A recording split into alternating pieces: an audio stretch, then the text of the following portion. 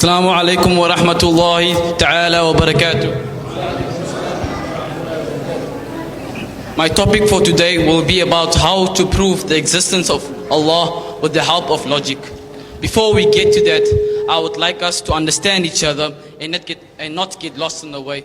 So I'm going to begin with the basics and main terms. Let's begin with al-hukum. Mal-hukum, what is al-hukum? Al-hukum is basically a judgment. It can be positive or negative. For example, the cat is asleep or the cat is not asleep. As you can see, both of them are judgments. But one is positive while the other is negative. Now that we have understood what al-hukum means, let's go to its resources. Okay, al-hukum has three resources: al-aqlu, wal-'adatu, and wal-wad'u. Let's begin with al-aqlu. Al-aqlu means what we can prove with our logic. For example, we know that a quarter is smaller than a whole. We don't need any book or someone to tell us that a quarter is smaller than a whole. We don't even need our vision. Okay, now let's move on to the second one. Al-'adatu is basically what we can prove with the help of an experiment or test. For example, let's say it's your first time on this planet. You see a fire. Would you know that the fire burns? No. Your logic wouldn't tell you that. You wouldn't just know that the fire burns. You have to test it out. You have to touch it. Then you know that the fire burns. Now, moving on to the last one. Wal-wad'u. It's something we can prove with the help of a book or a law. For example, we know that the salah is wajib for us according to the Quran. We didn't know that the salah was wajib for us with the help of our aql, our logic, or an experiment. No, we only knew it according to the Quran. Now, to prove the existence of Allah, I will only be using the first one, al-aqlu. Although wal-wad'u can be used in this matter, I would like other people from different religions to understand me and not get lost on the way. So, if I used wal-wad'u, the people wouldn't just believe what's written in the book. For example, if a Christian comes to you and you tell him that salah is wajib, and they ask you how, and you say it's according to the Quran, they wouldn't just believe what's written in the book. And I obviously won't use al-'adatu, because you can't just experiment or test the existence of Allah. Now, we all should know that al-aqlu has three parts: al-mustahil, mumkin, and wajib.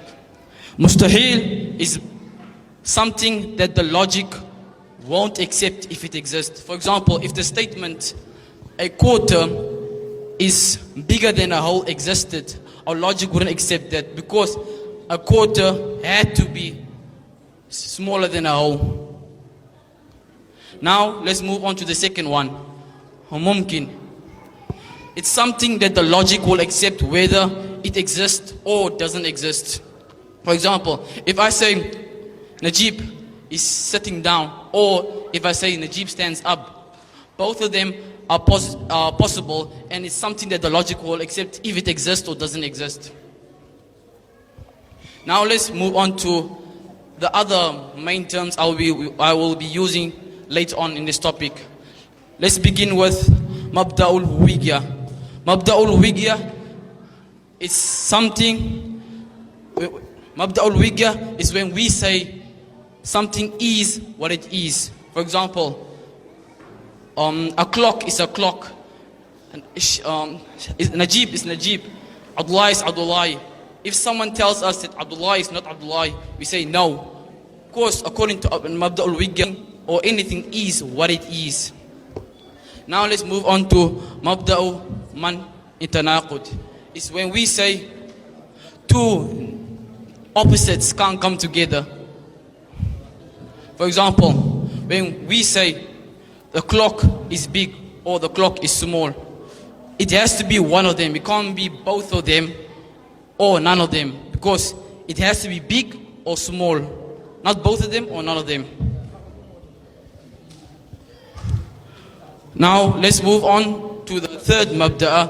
Mabda'u budlanu tarjih bila murajjih. It's when we say everything has a reason. For example, Najib has a reason, his mother has a reason, his grandmother, and so it continues. Now let's move on to the second last mabda'a. Mabda'u budlanu dawr. Dawr, the word itself means continuous. For example, if I tell Najib to open that door, but Najib says he needs permission from Abdullahi, and Abdullahi says he needs permission from Anas, and Anas says he needs permission from Ismail, and Ismail yet again says he needs permission from Najib. It's going to continue in a continuous cycle, and the door won't end up being open. But make note, we will use this later on this topic. Make note that although dawr itself is mumkin, its outcome is al-mustahil, impossible.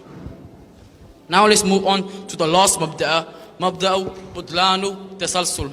Tasalsul, and the word itself means infinite. For example, Najib, yet again, he tells Abdullah to open that door. But Abdullah says he needs permission from Anas. Anas needs permission from Ismail. Ismail needs permission from Abdullah. And Abdullah needs permission from the next person, and the next, and the next, and the next. It's going to continue and continue and continue and never end. And yet again, the door won't be open. It won't end up being open. So also make note that although the salsul is mumkin, its outcome, yet again, is al-mustahil. Now, let's start with our topic. Now, I say that there is a God. Allah exists. And a proof for Allah's existence is His creations. And according to what I said again, Mabda'u budlanu tarjih bila murajjih. Everything should have a reason. We all say that we didn't used to exist. And if we say that we didn't have a beginning or not, our mabda'u budlanu tarjih will tell us no, we have a reason because we didn't used to exist before, and whatever didn't used to exist before is al-mustahil for them to exist on their own and didn't have a reason. Now, the whole universe, all of Allah's creations is mumkin. It's possible and not possible. Both its existence and not existence, both ways are possible, and we need someone to make it happen or make it not happen. For example, if a phone maker makes a phone, he made the phone, but he also had the decision not to make the phone. But yet again, he did make the phone. So that means that the whole universe also had a reason, and that reason is the Big Bang. Some scientists say that the whole universe was created by an atom. The atom exploded and caused the creation of the whole universe. Now Allah also mentioned that in the Quran. He said to our Rasul sallallahu alaihi wasallam, over 1,500 years ago, what a scientist just found out a few years ago, he said to our beloved Rasul sallallahu alaihi wasallam that أَوَلَمْ يَرَ الَّذِينَ كَفَرُوا أَنَّ السَّمَاوَاتِ وَالْأَرْضَ كَانَتَا رَتْقًا فَفَتَقْنَاهُمَا.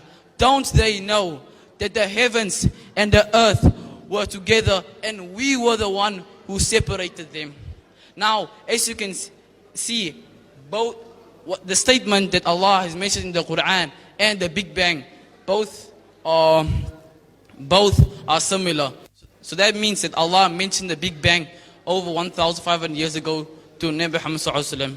And yet again, the Big Bang is mumkin. Its existence or not existence, both ways are possible. And we need a subject or a reason to make it existed. And that reason ends up as Allah. Now, if people say that Allah also has a reason, then two will come, dawr and tasalsul.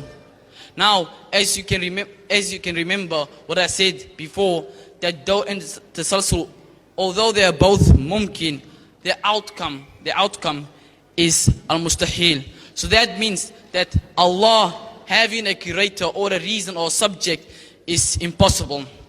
Thank you for your time. Sadaqallahu al-Azim.